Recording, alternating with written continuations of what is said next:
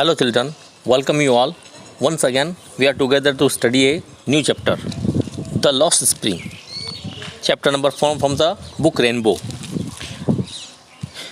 शुरू करने से पहले इसकी थोड़ी कहानी बता देता हूँ मैं। अनीस जंग एक लेखिका है, उन्होंने इसको लिखा है। वो एक राइटर भी है, साथ साथ वो एक समाज सेवक भी है ना। समाज सेवा करती हैं, तो वो पूरे विदेश में भ्रमण करती हैं। तो भ्रमण के दौरान उनको दो लोगों से मुलाकात होती है, दो बच्चों से। यूँ तो बहुत से लोगों से, लेकिन इस कहानी में इस जो लेख लिखा उन्होंने, उसमें दो बच्चों का उन्होंने वर्णन किया है। एक तो साहिब नाम का लड़का जो कचरा बीनने का काम करता है, और दूसरा है मुकेश नाम का एक लड़का जो कि चूड़ी बनाने के काम में उसके परिवार पूरा लिप्त है, जबकि वो कुछ और करना चाहता है। दोनों बच्चों की मजबूरियां हैं, गरीबी का हालत है, और कैसे वो अपना जीवन यापन करते हैं, किस मुसीबतों का सामना वो करते हैं, है ना। हमारे समाज में आज भी कैसे लोग गरीबी में जीवन यापन करते हैं, तो इस तरह से और किस तरह से उन पर अंकुश होता है समाज के बड़े तबके के लोगों का, ये सब इस चैप्टर में उन्होंने लिखा है। दो पार्ट में इस चैप्टर को हम पढ़ेंगे। दो पार्ट में इसमें दो ही कहानियाँ हैं, एक साहिब आलम नाम के लड़के की, दूसरी मुकेश नाम के लड़के की। तो शुरू करते हैं, let's start. Sometimes I find a rupee in the garbage. Sometimes, कभी कभी, आई find a rupee in the garbage, मैं पा लेता हूँ, ढूंढ लेता हूँ, मुझे मिलता है एक रुपया इन गार्बेज यानी कचरे में। मुझे कभी कभी कचरे में एक रुपया मिल जाता है। Why do you do this? Inverted coma में देखना, इन्वर्टेड कोमा में ऐसा मतलब उसको कोई पूछ रहा है ना, ऐसे का ऐसा लिखा गया है। Why do you do this? तुम ये काम क्यों करते हो? आई आस्क, मैंने पूछा। साहिब, साहिब से पूछा। मैंने किसने? लेखिका ने, अनीस जंग ने साहिब से पूछा। लेखिका पूछती है कि वो ये काम क्यों करता है। मैंने साहिब से पूछा, नहीं लेखिका ने पूछा। अब आगे वो जवाब देता है, I ask Sahib whom I encounter every morning। मैंने साहिब से पूछा जिसको मैं एनकाउंटर नहीं मिलती हूँ। एनकाउंटर का मतलब ऐसे मुठभेड़ करना होता है, यहाँ पे मिलना है। जिसको मैं मिलती हूँ एवरी मॉर्निंग, हर सुबह, स्काउंजिंग ढूंढते हुए, फॉर गोल्ड, सोने की तलाश करते हुए, इन द गार्बेज डम्प्स, कचरे के डम्प्स एंड ढेरों में, ऑफ माई नेबरहुड, मेरे पड़ोस में। तो वो अनीस जंग कहती हैं कि मैंने साहिब से पूछा कि साहिब तुम ये काम क्यों करते हो, तुम ये काम करते ही क्यों हो? जो कचरा बीनने आता है मेरे पड़ोस में, उससे मैं पूछती हूँ एक सुबह। Sahib left his home long ago, Sahib ने छोड़ दिया था अपना घर बहुत समय पहले। Sat amidst the green field of Dhaka, जो कि सैट यानी रखा हुआ था या था, एमिस यानी बीच में, द ग्रीन फील्ड्स, हरे भरे मैदानों में, खेतों के बीच में, ऑफ ढाका यानी ढाका में। ढाका कहाँ है? फिलहाल बांग्लादेश में है। ढाका बांग्लादेश की राजधानी का नाम है। तो साहिब का परिवार ढाका से आया हुआ है। उसने बहुत समय पहले अपना घर छोड़ दिया था, है ना, बस्ती छोड़ दी थी ढाका से, और वो हिंदुस्तान में रहने के लिए आ गए थे। His home is not even a distant memory, उसको तो अपना घर दूर दूर तक याद ही नहीं है। उसके याद में उसका घर नहीं है, उसको अपने घर की याद नहीं है। देयर वर मैनी स्टॉर्म्स, वहाँ पे बहुत सारे स्टॉर्म्स आते थे। स्टॉर्म्स बोलते हैं तूफ़ानों को, बहुत ज़्यादा तूफ़ान आते थे। That swept away their fields and homes, जिन्होंने धो दिया, बहा कर ले गए, किसको? उनके घर को भी, और होम्स घर को भी, और उसके फील्ड्स एंड खेतों को भी। तो ढाका में बाढ़ की वजह से, तूफ़ान की वजह से उनके घर, उनके खेत सब तबाह हो गए थे। हिज मदर टेल्स हिम, उसकी माँ ऐसा उसको बताती है। दैट्स वाई दे लेफ्ट, इसी कारण से उन्होंने वहाँ से छोड़ दिया। लुकिंग फॉर, तलाश करते हुए, गोल्डन, सोने की, इन द बिग सिटी, बड़े शहर में, वेयर ही नाउ लिव्स, जहाँ पे अब वो रहते हैं। तो तबाही की वजह से घर और खेत छोड़ के उनको वहाँ से जाना पड़ा, और इसी वजह से वो बड़े शहर में आ गए, सोने की तलाश में, यानी जीवन यापन की तलाश में। आगे वो कहती है, I have nothing else to do. अब लड़का जवाब देता है। लड़का किस बात का जवाब देता है? देखो, उसने पूछा था अनीस जंग ने यहाँ पे कि तुम ये काम क्यों करते हो। तो लड़का जवाब दे रहा है कि I have nothing else to do, मेरे पास करने के लिए कुछ और नहीं है। आई हैव, मेरे पास है, नथिंग कुछ नहीं, टू डू करने के लिए, एल्स यानी अन्यथा, ही मटर्स, मटर्स यानी बड़बड़ा के कहता है, लुकिंग अवे, दूर तक देखते हुए, इधर उधर देखते हुए कहता है मेरे पास कुछ करने को है ही नहीं। तो अनीस जंग कहती है go to school. I said glibly, मैंने यूँ ही कह दिया, realising immediately how hollow the advice must sound, महसूस करते हुए तुरंत ही कि हाउ कितना खाली मेरी एडवाइस है, मेरी सलाह है, मस्ट साउंड इसमें आवाज़ है, मेरी सलाह में कितनी हल्की आवाज़ है, कितनी खाली आवाज़ है, कितने बेतुकी बात है। कैसे एक लड़का, गरीब लड़का भला जा सकता है पढ़ने के लिए, है ना, जिसके पास रहने का ठिकाना नहीं है अच्छे से, है ना, आजीविका का कोई साधन नहीं है। तो मैंने उसको यूँ बोल दिया तुम स्कूल क्यों नहीं जाते हो। There is no school my neighbourhood, अब लड़का जवाब दे रहा है कि there is no school in my neighbourhood, when they build one I will go, मेरे पड़ोस में कोई स्कूल है ही नहीं, और जब वो एक बना लेंगे ना तो मैं वहाँ पे चला जाऊँगा। तो अनी जंग कहती if I start A school, अगर मैं स्कूल चलाती हूँ, शुरू करती हूँ, तो विल यू कम, क्या तुम आओगे। आई आस्क हाफ जोकिंग, मैंने पूछ लिया यूँ मजाक करते हुए, आधे मजाक में। येस ही सेज, वो कहता है हाँ, स्माइलिंग ब्रॉडली, विशाल मुस्कान के साथ में। कहता लड़का कहता है हाँ ठीक आऊँगा स्कूल में मैं। ए फ्यू डेज़ लेटर, कुछ दिनों के बाद में, I see him running up to me, मैं उसको देखती हूँ दौड़ते हुए मेरे पास आते हुए। इज़ योर स्कूल रेडी, क्या तुम्हारा स्कूल तैयार हो गया है, मुझसे पूछता है लड़का, अनीस जंग से पूछता है लड़का। तो अनीस जंग कहती है it takes longer to build a school, school बनने में बहुत ज़्यादा समय लग जाता है। आई से, मैं कहती हूँ, एम्ब्रेज ने शर्मिंदा होते हुए, it having made a promise, उससे एक ऐसा वादा करके, दैट वाज नॉट मीन, जिसका कोई अर्थ नहीं था। मैं अपनी बात पे शर्मिंदा होती हूँ, मैंने उसको एक ऐसा वादा कर दिया था, मैंने कहा था ना उसको मैं एक स्कूल खोलूँगी तो तुम आओगे, तो मैंने बातों बातें में यूँ एक मजाक कर दिया था।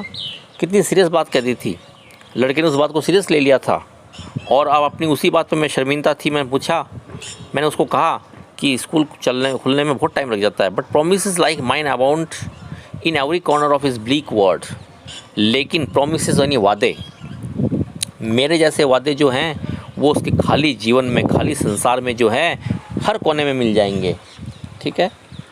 लेकिन जैसा वादा मैंने उसको किया, ऐसे वादों से उसका मुठभेड़ है, उसका सामना शायद रोज़ ही होता होगा, है ना। गरीब जो जनता है वो वादों पे जीती है। After months of knowing him, उसको जानने के महीनों के बाद में, महीनों तक उसकी जान पहचान के बाद में, I ask him his name, मैंने उसको एक दिन नाम पूछा, साहिब आलम, उसने कहा मेरा नाम साहिब आलम है। ही अनाउंसेस, उसने अनाउंस किया, घोषणा की।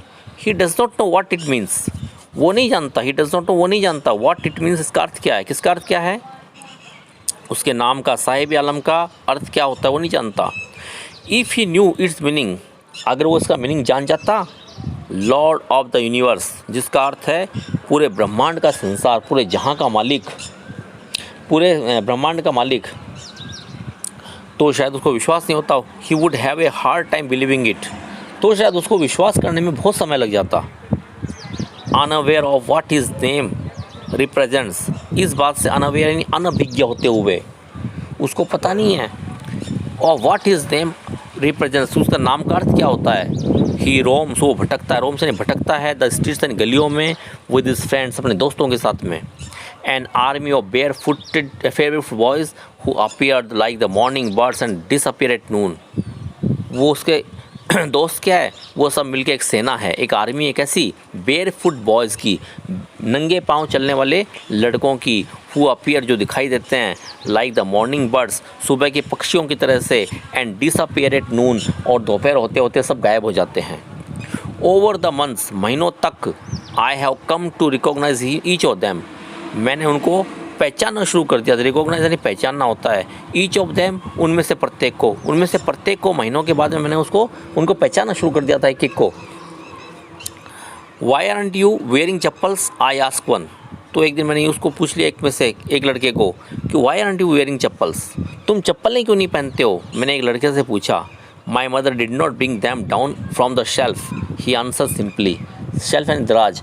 अब उसकी माँ, वो बोलता है कि उसकी माँ जो है ना, उसको चप्पलें निकाल के नहीं देती, कहाँ से, दराज से निकाल के नहीं देती, ऊपर रखी हुई हैं, उसको निकाल के नहीं देती। लड़के ने सिंपली सादे तौर पे कह दिया, even if she did he will throw them off, अगर वो उसको दे भी देती तो उसको फेंक देता।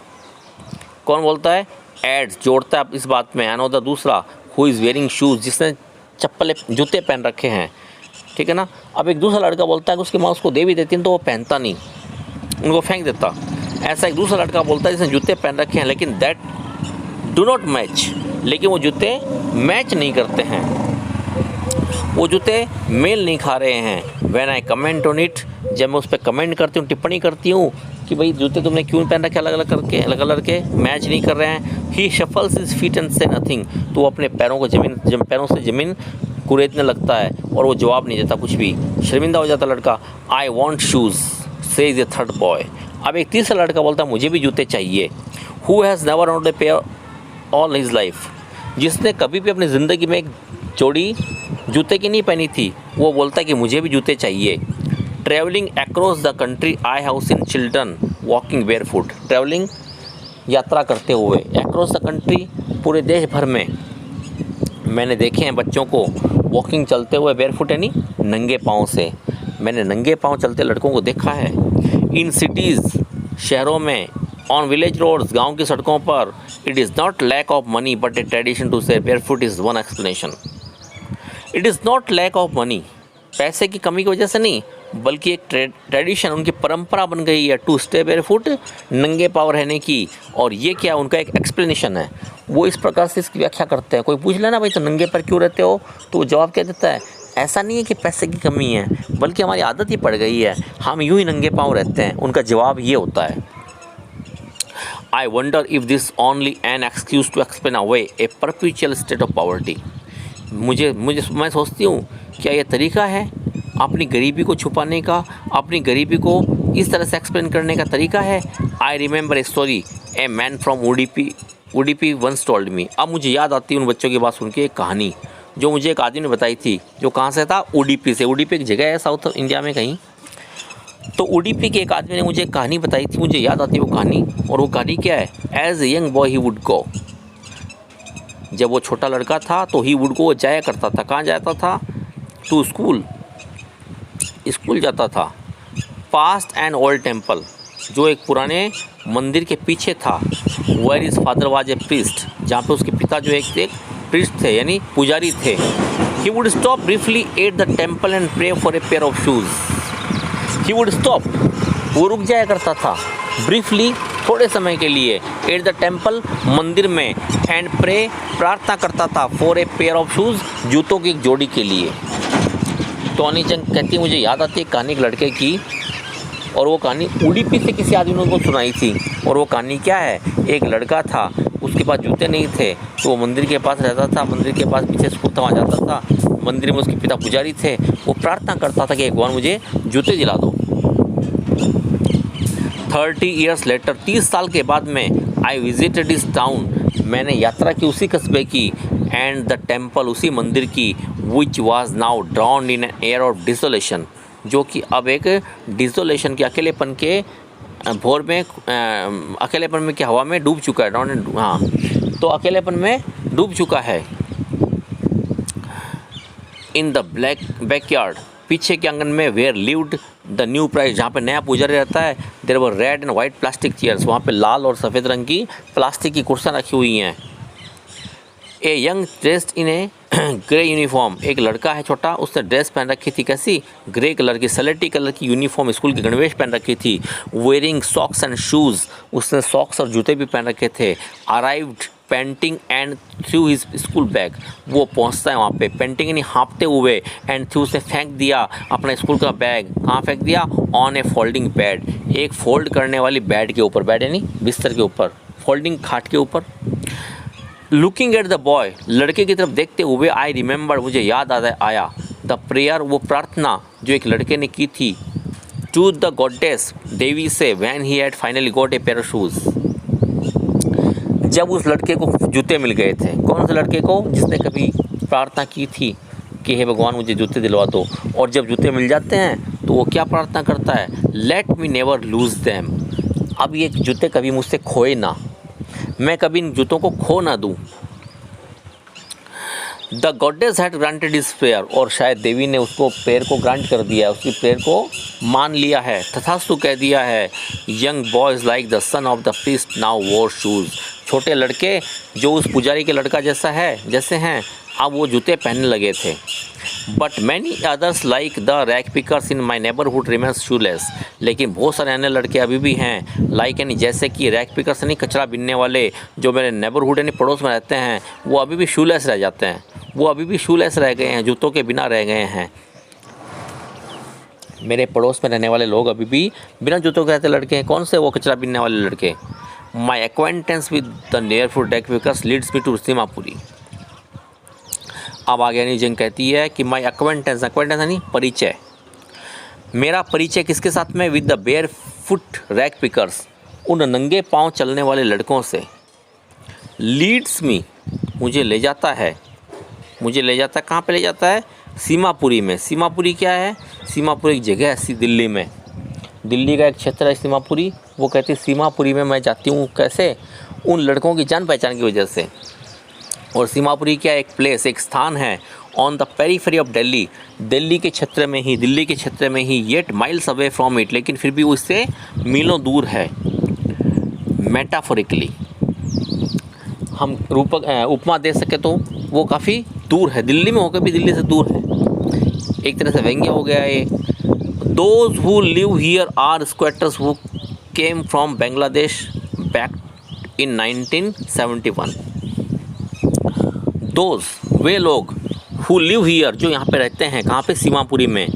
Are squatters who came from Bangladesh, वो सब के सब वो लोग हैं जो बांग्लादेश से आए थे। कब आए थे? 1971 में आए थे। वो लोग हैं, खाना बदोश शरणार्थी लोग हैं। Sahibs family is among them, और साहिब का परिवार भी अमंग यानी बीच में है, दैम उनके, उन्हीं में से एक है।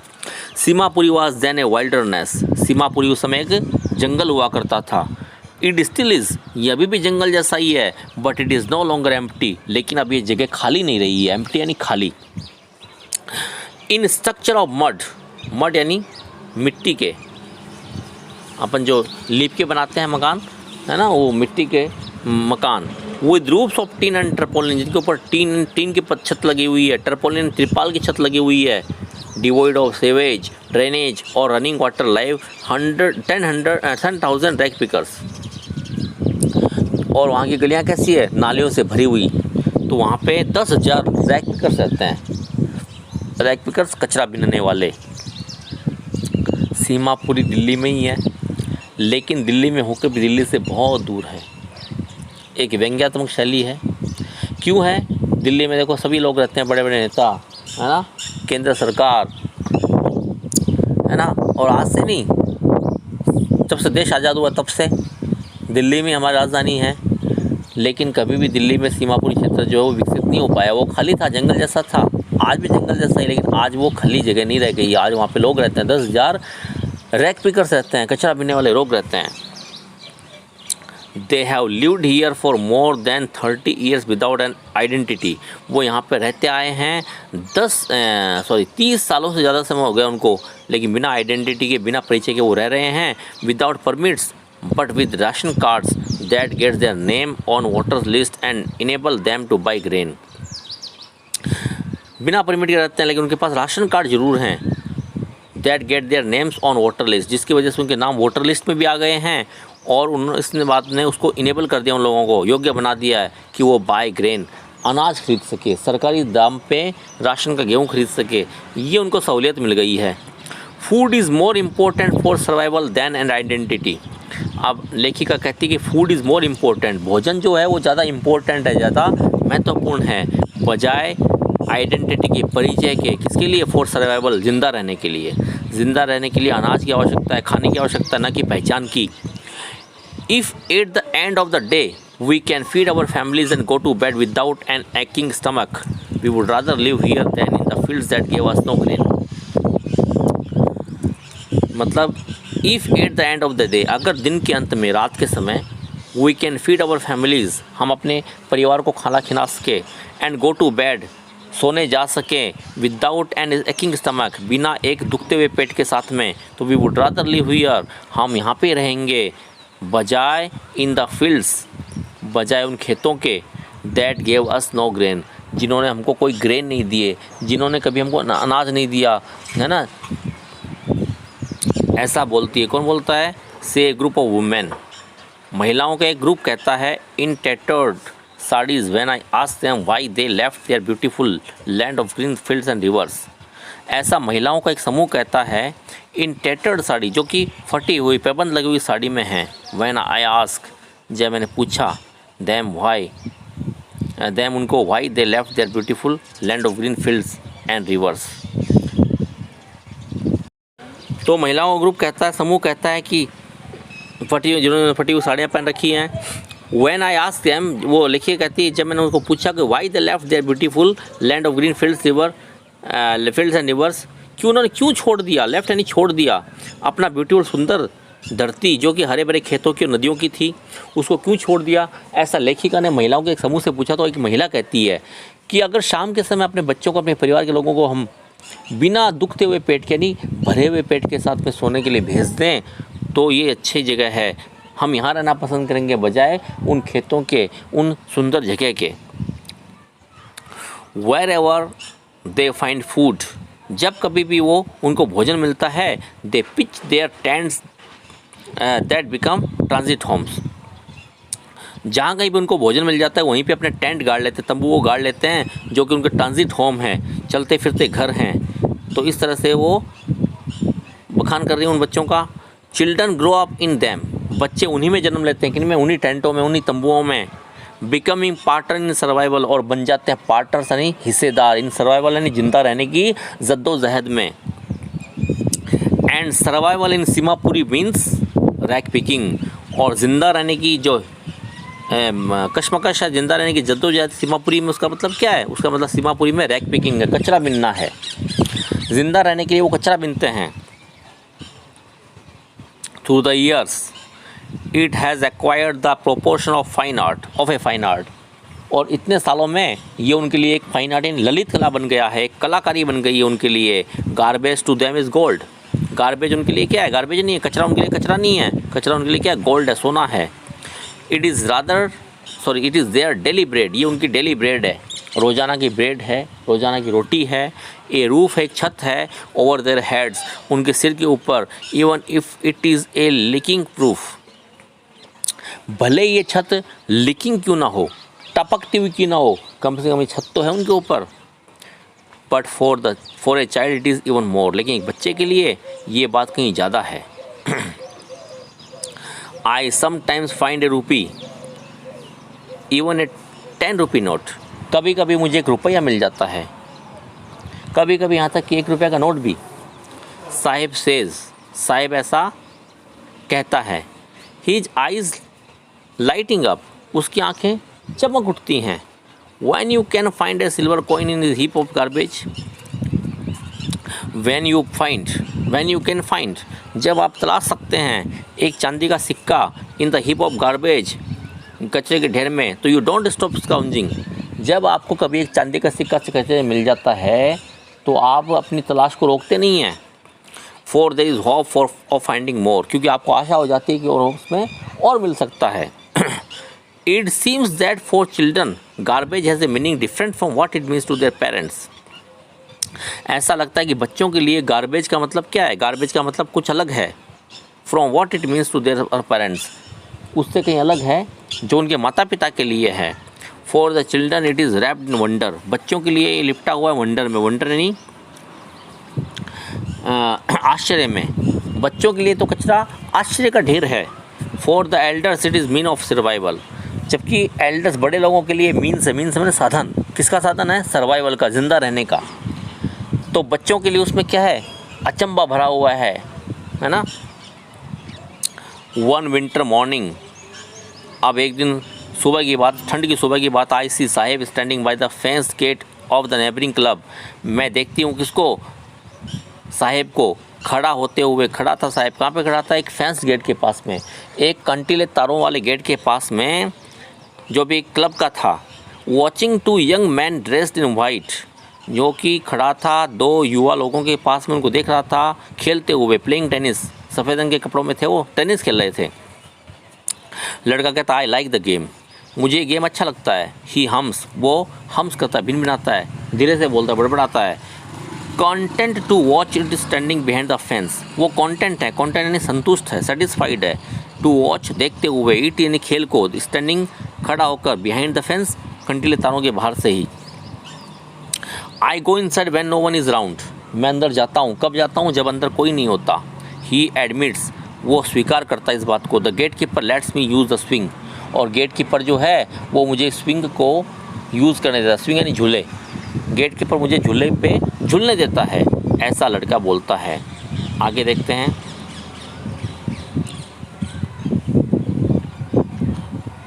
साहेब too is wearing tennis shoes that looks strange over his discoloured shirt and shorts. Saheb भी जो है उसने पहन रखा है क्या, टेनिस के जूते पहन रखे हैं जो कि डिस्कलर्ड हैं, मेल नहीं खा रहे उसके शर्ट और शॉर्ट से। Someone gave them to me, किसी ने मुझे दिए हैं, किसी ने मुझे दिए थे। He says in manner of an explanation, वो एक्सप्लेनेशन के मैनर में कहता हूँ, समझाते हुए कहता है। The fact that they are discarded shoes of some rich boy, fact ये है कि वो डिस्कार्डेड है, डिस्कार्डेड है नहीं, रद्द किए गए हैं, उतरे हुए हैं जूते किसी धनी व्यक्ति के, धनी बच्चे के। Who perhaps refuse to wear them because of a hole in one of them, जिसने वो जूते पहनने से इनकार कर दिया था क्योंकि उनमें से एक में छेद हो गया था। डज नॉट बॉथर हिम, लेकिन ये उसको परेशान नहीं करता, किसको, साहिब को ये जूता परेशान नहीं करता, बोदर नहीं करता। For one who has walked bear foot, क्योंकि एक ऐसे बच्चे के लिए जो नंगे पाँव घूमता है, even shoes with a hole is a dream come true, यहाँ तक कि उसके लिए एक जूता जिसके अंदर छेद हो रहा है वो भी उसके लिए तो सपना साकार होने जैसा ही है। But the game he is watching so intently is out of his reach, लेकिन ये खेल जो है जिसको वो देख रहा है इतना इंटेंटली यानी इरादे के साथ में, इतना गौर से, is out of his reach, ये खेल उसकी रीच से बाहर है, पहुंच से बाहर है। दिस मॉर्निंग, आज सुबह, Sahib is on his way to the milk booth, आज सुबह देखा मैंने साहिब जा रहा है, कहाँ जा रहा है, अपने रास्ते पर मिल्क बूथ की तरफ, दूध की बूथ पे जा रहा है, दूध लेने जा रहा है। In his hand is a steel canister, उसके हाथ में स्टील का एक कैनिस्टर है, ठीक है, दूध की केतली है, कैनिस्टर है। I now work in a tea stall down the road, he says. Anees Jung ने लेखिका ने उसको पूछा भी कहाँ जा रहे हो, तो उसने जवाब दिया आई नाउ वर्क, नाउ यानी अब, आई वर्क मैं काम करता हूँ, इन ए टी स्टॉल एक चाय की दुकान में, डाउन द रोड सड़क के उधर। ही सेज वो कहता है, pointing to the distance, in the distance, दूर इशारा करते हुए, पॉइंटिंग यानी इशारा करते हुए, डिस्टेंस दूर इशारा करते हुए। I am paid 800 rupees and all my meals, मुझे 800 रुपया और सारा भोजन यानी दोनों तीनों टाइम का भोजन मिलता है। Does he likes the job, I ask, Anees Jung कहती है मैंने उसको पूछ लिया कि क्या उसको ये काम अच्छा लगता है, तो इस फेस आई सी, मैं देखती हूँ उसका चेहरा जो है, हैज लॉस्ट, वो खो चुका है, क्या खो चुका है, द केयर फ्री लुक, अपनी लापरवाही वाली लुक है ना, उसने वो खो दी है। उसको पूछती है भाई तू दूध की दुकान पे काम करता है, चाय की दुकान पे काम करता है, क्या काम तेरे को अच्छा लगता है, उसके चेहरे ने मुस्कान खो दी, उसके चेहरे ने चमक खो दी। The steel canister seems heavier than the plastic bag he would carry so lightly over his shoulder, ये स्टील का कैनिस्टर जो है सीम्स लगता है, हैवियर यानी भारी लगता है, देन द प्लास्टिक बैग, उस प्लास्टिक बैग से ज़्यादा, ही वुड कैरी जिसको ले जाता था, सो लाइटली ओवर हिज शोल्डर, इतना हल्केपन से अपने कंधों पे उठा के, अपने कंधे पे उठा के ले जाता था, किसको, अपने खुद के थैले को, कौन से थैले को, जिसमें कचरा बिनता था, वो उसको हल्का लगता था, ठीक है ना। लेकिन ये कैनिस्टर जो ये हैवी यानी भारी लग रहा है उसको, क्यों भाई, द बैग वॉज हिज, क्योंकि थैला उसका था, अब उसका नहीं रहा है वो थैला, अब वो कैनिस्टर जो उसका नहीं है, बल्कि वो क्या है, वो नौकरी कर रहा है। The canister belongs to the man, वो कैनिस्टर उस आदमी से संबंध रखता है, who owns the tea shop, जो टी शॉप का मालिक है। Sahib is no longer his own master, Sahib जो है अब अपना मालिक खुद का नहीं रह गया है, पहले कचरा बिनता था तो मर्ज़ी का मालिक था, जब क्या मन किया थैला रख दिया, जब मन किया कचरा बिनने लगा, लेकिन अब वो अपनी मर्ज़ी से नहीं बल्कि चाय वाले की मर्ज़ी से चलता है ना, इसलिए वो कैनिस्टर उसको भारी लगता है। तो यहाँ तक हमने साहिब आलम नाम के एक बच्चे की कहानी पढ़ ली है, किस प्रकार से वो कचरा बिनने का काम करता है, उसके लिए 1 रुपया मिलता है तो उसको कैसा लगता है, चांदी के जैसा लगता है, वो और तलाश करता है। कचरा उन बच्चों के लिए क्या है, आश्चर्य से भरा हुआ खजाना है ना, जबकि उनके माँ बाप के लिए वो कचरा क्या है, ज़िंदा रहने के लिए जद्दोजहद है ना, ज़िंदा रहने का एक साधन है। तो इस प्रकार से हमने पढ़ा है। आप इसको दोबारा देख लीजिएगा, वीडियो को पढ़ते रहिएगा। अगला चैप्टर, इसी चैप्टर का अगला हिस्सा जो है एक दूसरे लड़के मुकेश की कहानी है, वो हम अगले वीडियो में पढ़ेंगे, क्योंकि वीडियो लंबा हो जाएगा। उम्मीद करता हूँ आपको समझ में आया होगा। मैंने वर्ड बाय वर्ड बताने की कोशिश की है। कोई दिक्कत किसी बच्चे को तो कमेंट बॉक्स में पूछ सकता है। मुझे जो जानते हैं, परिचित बच्चे हैं, वो मुझे फ़ोन करके पूछ सकते हैं। पढ़ते रहिएगा। आप सभी को उज्जवल भविष्य कामना करते हुए अगले वीडियो के साथ मैं फिर हाजिर होता हूँ। तब तक आप पढ़ते रहिएगा और थैंक यू, बाय।